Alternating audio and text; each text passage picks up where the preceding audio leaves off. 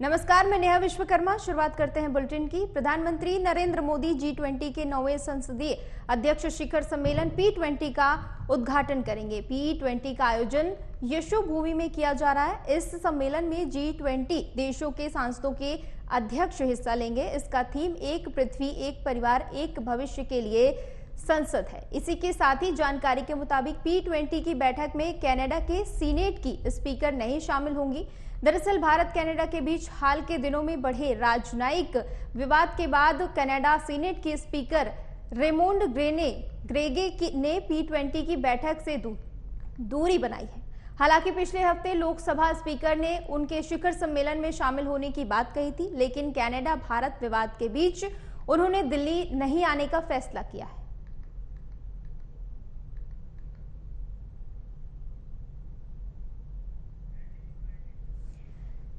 बता दें आपको, पीएम मोदी आज P20 समिट का उद्घाटन करेंगे। 2 दिन तक चलने वाले इस प्रोग्राम का प्रधानमंत्री मोदी उद्घाटन करेंगे। इसके 4 सत्र होंगे। कई देशों के स्पीकर इसमें हिस्सा लेंगे। पीएम मोदी आज P20 समिट का उद्घाटन करेंगे। बड़ी खबर, 2 दिन तक चलने वाले इस प्रोग्राम में 4 सत्र होंगे। इसके साथ ही इसमें कई देशों के स्पीकर भी हिस्सा लेंगे। बता दें आपको कि कनाडा इससे दूरी बनाएगा, ऐसी खबरें सामने आ रही हैं। पीएम मोदी P20 समिट का उद्घाटन करेंगे। 2 दिन तक ये प्रोग्राम चलेगा, जिसके 4 सत्र होंगे। कई देशों के इसमें हिस्सा लेंगे, लेकिन इसके साथ ही कनाडा और भारत के रिश्तों को देखते हुए कनाडा इस समिट से दूरी बनाएगा। और इजरायल के समर्थन में उतरी काशी की जनता। प्रधानमंत्री के ट्वीट के बाद काशी में लगाए गए होर्डिंग, लोगों ने निकाला कैंडल मार्च। इजरायल के समर्थन में लगाए गए नारे। बड़ी खबर, काशी से प्रधानमंत्री के ट्वीट के बाद लोगों ने कैंडल मार्च निकाला। इसी के साथ ही इजरायल के समर्थन में नारेबाजी भी की। बड़ी खबर काशी से, जहां पर प्रधानमंत्री के ट्वीट के बाद लोगों ने कैंडल मार्च निकाला। इजरायल के समर्थन में उतरी काशी। प्रधानमंत्री के ट्वीट के बाद होर्डिंग लगाए गए। इसी के साथ ही कैंडल मार्च निकाला गया और समर्थन में नारेबाजी की गई। इजरायल के समर्थन में काशी में नारेबाजी की गई। तमाम तस्वीरें देख रहे हैं आप कैंडल मार्च की। तमाम लोग मौजूद हैं, हाथों में पोस्टर लिए हुए हैं और इस दौरान समर्थन में नारेबाजी भी की गई। सभी तस्वीरों में आप देख सकते हैं किस तरह से लोग यहां पर मौजूद हैं। कैंडल मार्च निकाला गया है, हाथों में तिरंगा है। खबर पर ज्यादा जानकारी के लिए हमारे साथ धर्मेंद्र जुड़ चुके हैं। धर्मेंद्र, क्या कुछ कहा जा रहा है इस पूरे मामले को लेकर?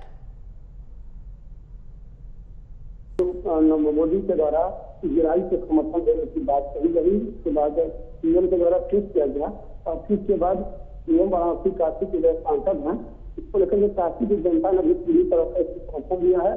के तहत वाराणसी में तमाम होर्डिंग लगाए गए हैं। देर रात कैंडल मार्च भी निकाला गया है। इस तरह से वाराणसी की जनता ने दिखाया है कि मोदी के स्थापना मोदी के बाद काशी की जनता और इजराइल के समर्थन निकाला है और होर्डिंग खत्म किया है। धर्मेंद्र, क्या ये सभी लोग आम लोग हैं या फिर ये किसी पार्टी से जुड़े हुए हैं जिन्होंने भी कैंडल मार्च निकाला है? यही बात है कि वाराणसी की जनता है, कहीं कहीं अधिकतर ऐसी जनता है जो किसी राजनीतिक समर्थन नहीं जुड़ी हुई है। तो आपने अच्छा है पीएम के समर्थन में, पीएम के द्वारा समर्थन में वोट उतरी है और पीएम को समर्थन भी है। इजराइल को पूरी तरह समर्थन देने की बात कही है और इजराइल के समर्थन में नारेबाजी भी लगाई गई। लोगों से आपने बातचीत की होगी, लोगों का क्या कुछ कहना है इस पूरे मामले पर? काशी की जनता का यह कहना है कि पीएम के द्वारा ट्वीट किया गया है। पीएम जो हमारे देश के प्रधानमंत्री है, वाराणसी सांसद है, देश सांसद के द्वारा समर्थन किए जाने पर इजराइल के हम समर्थन में है और इजराइल के साथ पूरा देश समर्थन के साथ खड़ा है। कैंडल मार्च के तहत निकाल करके पीएम का समर्थन किया। प्रधानमंत्री ने ट्वीट किया था, उसके बाद से लोगों ने इजराइल के समर्थन में इस तरह कैंडल मार्च निकाला। तो क्या इस पर विपक्ष की कोई वहां से प्रतिक्रिया देखने को मिली? विपक्ष अभी तक शांत है, क्योंकि कल रात का ही मामला है और कहीं हो सकता है आज कहीं विपक्ष अपना कहीं कुछ दिखाए। और पीएम काशी के सांसद है, इसको लेकर पीएम काशी वासियों को एक अलग लगाव है पीएम को लेकर के। और पीएम के ट्वीट के बाद काशी वासियों के द्वारा अपने समर्थन या सांसद के समर्थन को लेकर के समर्थन दिखाया है, गुस्सा दिखाई है। इसके तहत मार्च निकाल के रोड पर जनता पुलिस मार्च निकाला गया। इस दौरान पुलिस ने किस तरह से इस पूरे चीजों को मैनेज किया? पुलिस के द्वारा जो है कैंडल मार्च निकालने की बात करिए, पुलिस की सुरक्षा पुलिस की अपने खुद रहते हुए मार्च को निकालने दिया। पुलिस अपने पूरी इस घटना पर जो है अपने आप को जमाई हुई है। और क्या कुछ जानकारी है धर्मेंद्र मार्च को लेकर आपके पास? देर रात में मार्च निकाला गया है, कैंडल मार्च निकली हुई है और जनता आहत है। कुछ नया हो कुछ और समर्थन पीएम के समर्थन को लेकर के पीएम के द्वारा छुट्टी किया जाएगा। कुछ जनता कुछ योजना बना, कुछ नए तरीके से समर्थन दे।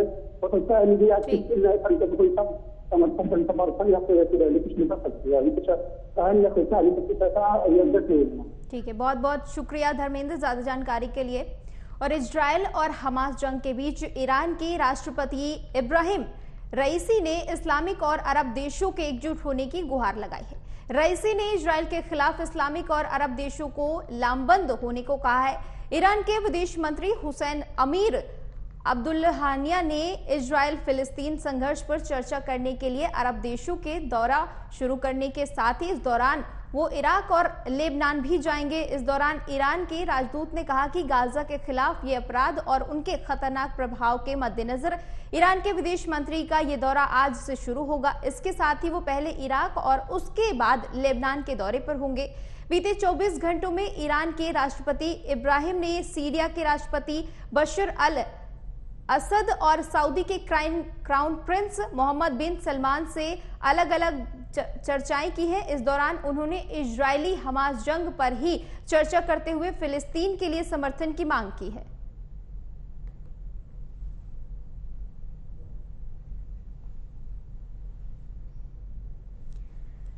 बता दें आपको बड़ी खबर, इस्लामिक देशों से एकजुट होने की गुहार लगाई गई है। इजराइल के खिलाफ अरब देशों को लामबंद करेगा ईरान, इस तरह की खबरें सामने आ रही हैं। इब्राहिम रईसी ने इजराइल को खत्म करने का प्लान बनाया है और तमाम जो अरब देश हैं उन्हें एकजुट करने की अपील की है। इसके साथ ही कई देशों के दौरे की भी खबरें सामने आ रही हैं। इजराइल के खिलाफ अब अरब देशों को एकजुट करने की अपील की गई है। इब्राहिम रईसी ने इजराइल को खत्म करने का प्लान बनाया है, जिसके लिए वो तमाम अरब देशों से एकजुट होने की अपील कर रहे हैं। इजराइल के खिलाफ लामबंद करेगा ईरान, ऐसी खबरें सामने आ रही हैं। इब्राहिम रईसी ने इजराइल को खत्म करने का प्लान बनाया है और इसी के साथ ही उन्होंने कहा है कि तमाम तरह की जो देश हैं उन्हें एकजुट होना चाहिए। बता दें आपको ये बड़ी खबर, जहां पर इब्राहिम रईसी ने इजराइल को खत्म करने का प्लान बनाया है और इसके तहत उन्होंने कहा कि इस तरह की तमाम देशों को एक साथ आने की जरूरत है।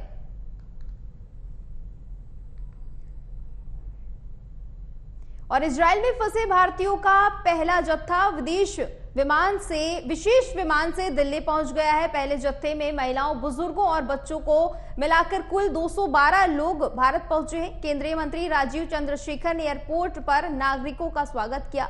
लोगों ने दिल्ली पहुंचते ही भारत सरकार को धन्यवाद कहा। उनका कहना है कि अब अपने देश में हैं हम, बहुत खुशी हो रही है। बता दें कि हमास ने शनिवार सुबह इजराइल पर हमला किया था, जिसके बाद अब तक दोनों देशों के बीच युद्ध जारी है। हमले में दोनों पक्षों के करीब 2500 लोगों की मौत हो चुकी है। इसी बीच इजराइल में फंसे भारतीयों को वापस लाने के लिए भारत सरकार ने ऑपरेशन अजय शुरू किया था।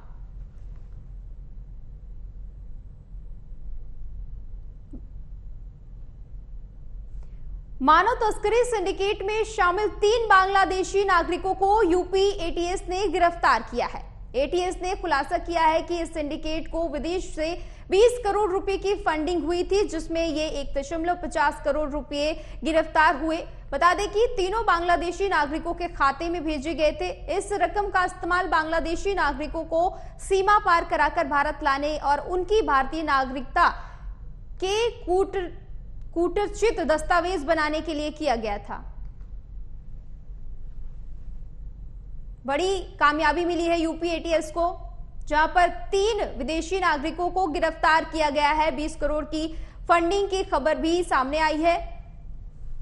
बांग्लादेशी विदेशी तमाम नागरिक जो हैं, अक्सर इस तरह की खबरें सामने आती हैं। ये तीनों तस्वीरें देख रहे हैं आप, आदिल, नजीबुल, अबू, ये तीनों तस्वीरें तीनों अपराधियों की। और खबर पर ज्यादा जानकारी के लिए सिद्धार्थ जुड़ चुके हैं। सिद्धार्थ, क्या कुछ और जानकारी है तीनों को लेकर? देखिए, बिल्कुल ये बड़ी सफलता है। कहीं ना कहीं आज इनको कोर्ट में ले जाकर पेश किया जाएगा और ये बड़ी सफलता है। कहीं ना कहीं यूपी की लगातार इस तरीके की शिकायतें मिल रही थी। कुछ लोग ऐसे हैं जो लगातार घुसपैठ करने की कोशिश करते हैं, तो कहीं ना कहीं ये बड़ी सफलता मिली है एसटीएफ को और इनको जल्द ही कोर्ट में एनआईए कोर्ट में किया जाएगा। एटीएस जो बांग्लादेशी घुसपैठ 3 आरोपियों को लखनऊ के नए स्पेशल कोर्ट में पेश किया गया और कोर्ट ने 3 आरोपियों को जुडिशियल भेज दिया। एटीएस ने 3 आरोपियों से आगे भी पूछताछ करेगी और 7 दिन तक इन्हें पुलिस कस्टडी की डिमांड मांगी गई। अब आज आपको बता दें, पुलिस कस्टडी डिमांड पर एटीएस कोर्ट में सुनवाई होगी। तो कहीं ना कहीं इस तरीके की लगातार ये शिकायतें मिल रही थी कि लोग घुसपैठ कराते थे और इनके किससे किससे संबंध है, किससे किससे बात करते थे। काफी चीजों की पूछताछ की जाएगी और कई चीजें जब खुलेंगी तो कहीं ना कहीं कई चीजें ऐसी खुलेंगी जो चौंकाने वाले खुलासे होंगे। जो सूत्र बता रहे हो लगातार कहीं ना कहीं कौन लोग थे, किस तरह के आरोप है इन तीनों पर? देखिए, लगातार ये लोग कितना कहीं ये घुसपैठ कराते थे और ये घुसपैठ करके यूपी की अंदर आते थे। अब ये देखते हैं जब इनसे पूछताछ की जाएगी और लोग तो नहीं जो इनके साथी हैं वो कहीं ना कहीं कहाँ है, क्या और भी इनके गिरोह लोग यूपी के अंदर हैं, इन सब चीजों की एनआईए पूछताछ करेगी। तो आज स्पेशल कोर्ट में इनको पेश किया जाएगा और एटीएस कोर्ट में आज इस पे सुनवाई होगी। बाद जब डिमांड बढ़ेगी तो पुलिस कस्टडी की डिमांड मांग की जाएगी। तो देखना यह है कि अब कोर्ट किस तरीके से निर्णय देती है। तो आने वाला अभी तक इस पूरे मामले को देखते हुए आपको क्या लगता है, कोर्ट की ओर से जो तमाम दलीलें हैं वो इन एटीएस के पक्ष में जाएंगी? जी बिल्कुल, जो कानून के विद हैं या कानून के जानकार हैं उनका कहीं ना कहीं सबूत एटीएस के पास है। एटीएस जिस तरीके से कोर्ट में सबूत पेश करेगी तो कोर्ट के जो उनके कानून के विद हैं उनको भी पूरी तरीके से उम्मीद है और वकील जो है एटीएस के उनको भी पूरी तरीके से उम्मीद जताई जा रही है कि पुलिस कस्टडी मिल सकती है। देखिए, कस्टडी मिलने के बाद लगातार इन चीजों को जांच की जाएगी, 10 पर चीजें जांच की जाएंगी कि ये कैसे घुसपैठ कराते थे, कौन कौन लोग थे, इनके और साथी तो यूपी के अंदर नहीं है, इनकी क्या गतिविधियां थी, कौन लोग हैं और सबसे महत्वपूर्ण किन किन जिलों में ये रहते थे। देखिए, अभी जो सूत्र बताते हैं ज्यादातर ये नेपाल के बॉर्डर और कहीं ना कहीं इन सब क्षेत्रों में भी इनके कई दोस्तों से इनके संपर्क थे। तो इन सब चीजों की जांच की जाएगी। जो पुलिस के सूत्र हैं वो बता रहे हैं काफी चीजें खुलेंगी और कहीं ना कहीं बड़े सिंडिकेट को एटीएस ने तोड़ा है। जी सिद्धार्थ, क्या इनके पास से किसी तरह के हथियार भी बरामद किए गए हैं? देखिए, अभी जो मीडिया में बताया गया है ऐसे कोई ये कुछ बताया नहीं जा रहा है। बस इनके पास जो पाया गया है, जो दस्तावेज थे वो अवैध पाए गए हैं और कई चीजें पाई गई हैं जिनको लेकर पूछताछ की जाएगी। अभी ये सबकी निगाहें आज कोर्ट पर होंगी कि कोर्ट कितने दिन की इनको डिमांड देती है। जी बहुत बहुत शुक्रिया सिद्धार्थ ज्यादा जानकारी के लिए। और राष्ट्रीय स्वयंसेवक संघ के संघात्मक मोहन भागवत आज 13 अक्टूबर को 3 दिनों की यात्रा पर जम्मू कश्मीर आएंगे। इस केंद्र शासित प्रदेश की उनकी यात्रा संगठन के कामकाज की समीक्षा के लिए आरएसएस नेताओं द्वारा देश भर में की जा रही यात्राओं के मध्य हो रही है। बता दें कि संघ ने बताया है कि इस यात्रा के दौरान आरएसएस प्रमुख इस केंद्र शासित प्रदेश में संगठन के कामकाज और संगठन द्वारा चलाई जा रही सामाजिक उत्थान गतिविधियों की समीक्षा करने के लिए 14 अक्टूबर को कार्यकर्ताओं की बैठक की अध्यक्षता करेंगे। अगले 3 एक समन्वय समिति की भी बैठक करेंगे। इसी के साथ ही कठुआ में स्वयंसेवकों की एक सभा को भी संबोधित करेंगे। छत्तीसगढ़ में विधानसभा चुनाव के लिए तारीखों का ऐलान के साथ ही निर्वाचन आयोग ने तैयारियां शुरू कर दी हैं। आज 13 अक्टूबर से नामांकन फॉर्म भरने की प्रक्रिया शुरू कर दी गई है। 20 अक्टूबर को नामांकन फॉर्म भरने की अंतिम तिथि है। वहीं 23 अक्टूबर तक नाम वापस ली जाएगी। इसी के साथ ही 24 अक्टूबर से सभी राजनीतिक दल चुनावी प्रचार प्रसार में जुटेंगे और आगामी 5 नवंबर तक दलों का चुनाव प्रसार जारी रहेगा। इसी के साथ ही 7 नवंबर को प्रदेश की 20 विधानसभा सीटों पर मतदान होगा।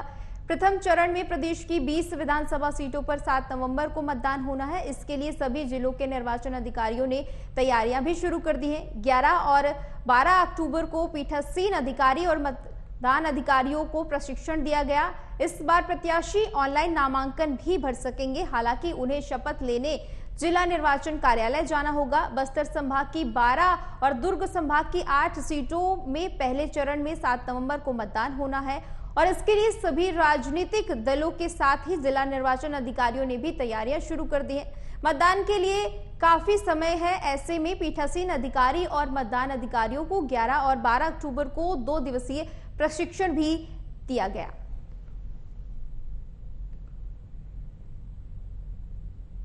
और वहीं दिल्ली में धू धू करके जला प्लास्टिक गोदाम। उद्योग नगर मेट्रो स्टेशन के पास हुआ बड़ा हादसा। दमकल की 26 गाड़ियां मौके पर मौजूद, आग पर काबू पाया जा रहा है। बड़ी खबर दिल्ली से, जहां पर उद्योग नगर मेट्रो स्टेशन के पास ही बड़ा हादसा हुआ। दमकल की 26 गाड़ियां मौके पर मौजूद है, आग पर काबू पाने का प्रयास किया जा रहा है।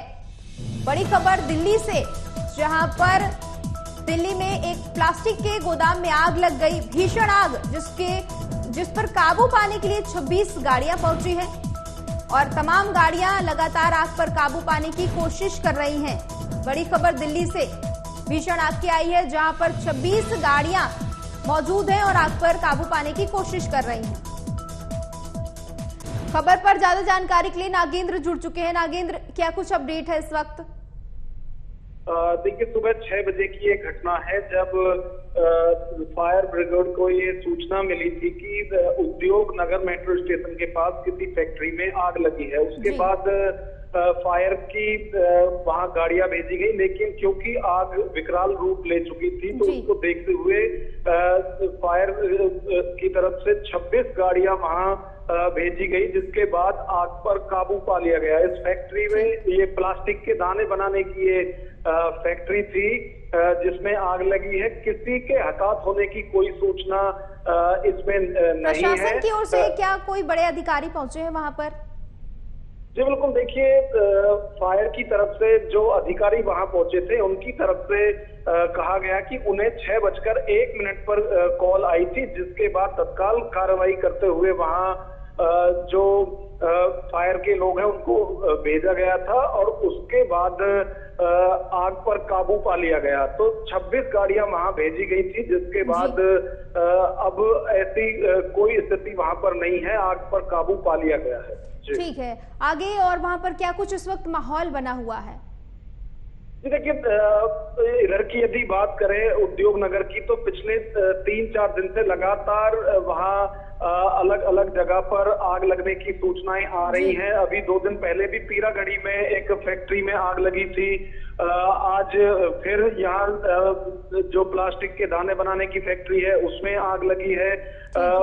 तो एक लगातार जिस तरह से आग की जो सूचनाएं हैं वो इन इंडस्ट्रियल एरिया से आ रही है, वो एक बड़ी टेंशन है कि आखिर वजह क्या है, क्योंकि आज भी जो आग लगी है क्या बताया जा रहा है नागेंद्र? जी, आज भी जो आग लगी है उस पर भी अधिकारियों की तरफ से कहा गया है कि आग किन कारणों से लगी है, उसकी वजह क्या है, इसकी कोई सूचना अभी नहीं है, लेकिन जांच की जा रही है कि आखिर वजह क्या रही है जिसकी वजह से आग ने इतना विकराल रूप धारण किया। बहुत बहुत शुक्रिया नागेंद्र ज्यादा जानकारी के लिए। और मध्य प्रदेश के मुख्यमंत्री शिवराज सिंह चौहान ने पूर्व केंद्रीय मंत्री और बीजेपी नेता सतराज सिंह के आवास पर पहुंचकर उन्हें श्रद्धांजलि अर्पित की। उन्होंने कहा कि बड़े भारी और दुखी मन से मैंने सरताज जी के अंतिम दर्शन किए। वे नर्मदापुरम की राजनीति के सरताज थे और जनता के दिलों पर राज करते थे। वे पूरे प्रदेश के नेता थे। राज्य सरकार के मंत्री के रूप में उन्होंने पूरे प्रदेश में PWD की सड़कें बनाने के लिए जो काम किए थे वो अद्भुत थे।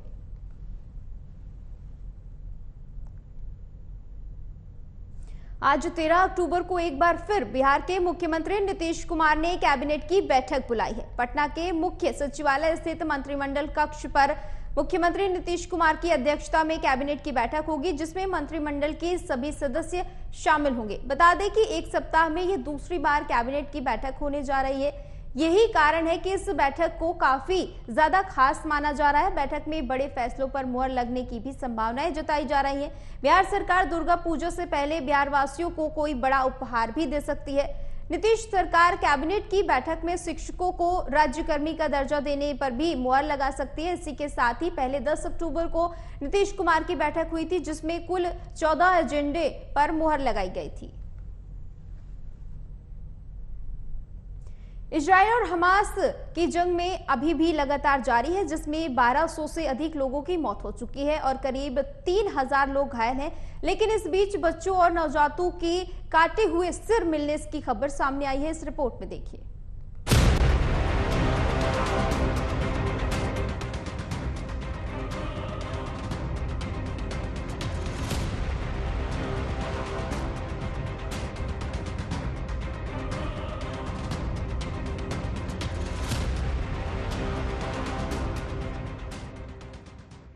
इजराइल हमास जंग का आज छठा दिन है। हमास ने जिस तरीके से इजराइल पर हमला किया उससे सब वाकिफ हैं। कितनी बर्बरता महिलाओं और बच्चियों के साथ की गई उसे भी जानकारी होगी। लेकिन अब खबरें निकलकर सामने आ रही है कि करीब 40 बच्चों के सर कटे हुए शव मिले हैं। जंग में इतनी क्रूरता है कि हमास के इस्लामिक आतंकी सरकाट के हाथ में लेकर भी घूम रहे हैं। दक्षिणी इजराइल के केफर अजा के किबुत्ज में छोटे बच्चों और नवजातों के सिर कटे शव मिले हैं। इसकी पुष्टि इजराइल के प्रधानमंत्री के प्रवक्ता ताल हेनरिक ने की है। इस्लामी आतंकी संगठन हमास के हमलों के बाद जब इजरायली सुरक्षा बल इस इलाके में पहुंचे थे तो उन्हें करीब 40 बच्चों के शत विक्षत शव मिले थे। इन खबरों को हमास ने खारिज किया था। विदेशी मीडिया रिपोर्टों में भी दावा किया गया था कि बच्चों के सिर काटे जाने की आधिकारिक पुष्टि नहीं हुई है, लेकिन अब CNN ने प्रवक्ता के हवाले से इसकी पुष्टि कर दी है। इजराइल में इस्लामी आतंकियों द्वारा किए गए इस निर्मम कृत्य की जानकारी इजरायली प्रधानमंत्री की प्रवक्ता टाल हेनरिक ने दी है।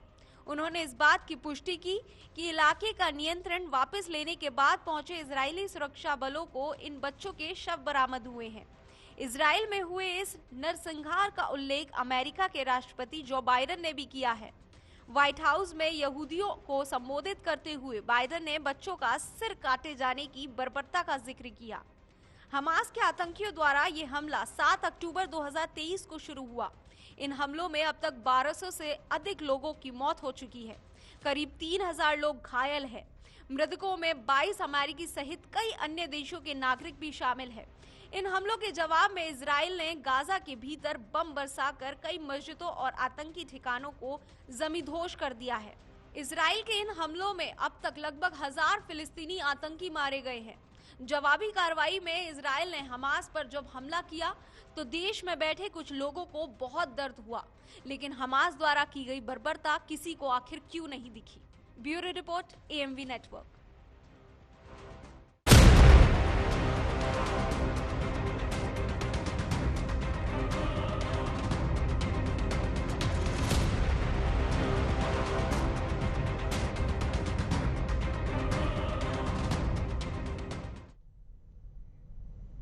देश दुनिया की तमाम खबरों के लिए देखते रहिए AMV नेटवर्क। नमस्कार।